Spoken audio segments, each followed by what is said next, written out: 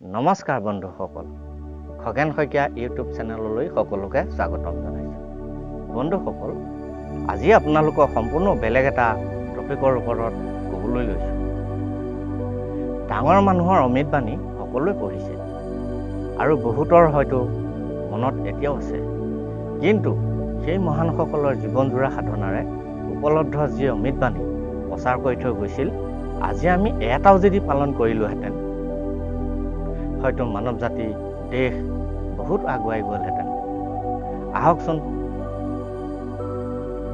তেনে কেইটামান বাণী শুনক।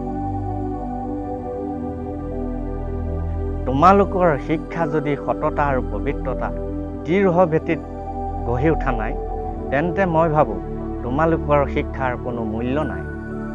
তোমালোক একোজন সবিদ্যা বিশাৰদ হ'ব পাৰা, কিন্তু তোমালোকে যদি তোমালোকৰ ব্যক্তিগত জীৱনৰ পবিত্ৰতাৰ প্ৰতি আওকাণ কৰা, মই কওঁ তোমালোকৰ জীৱন পথলৈ গৈছে।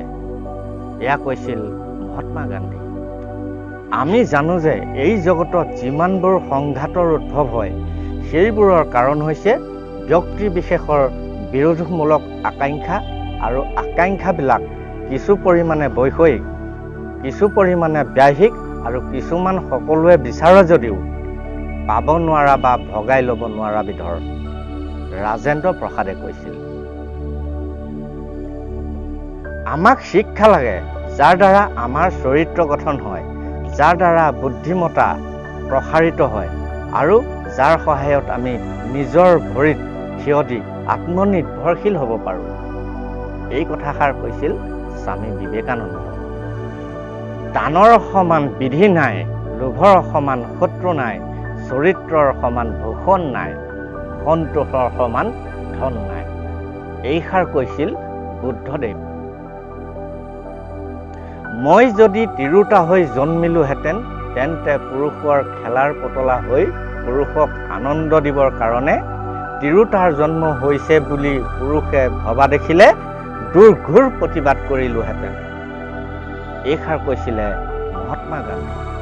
এতিয়া মই যিকেইটা মহৎ লোকৰ বাণী ক'লোঁ, তাৰ যথাৰ্থ বুজি লৈ আমি যদি সমাজৰ কাম কৰি যাওঁ, মই ভাবোঁ অলপ হ'লেও সমাজৰ কৰালগাহৰ পৰা বচাব পৰা যাব। সেইকাৰণে আমি সকলোৱে আগবাঢ়ি আহোঁ। আহক। ধন্যবাদ।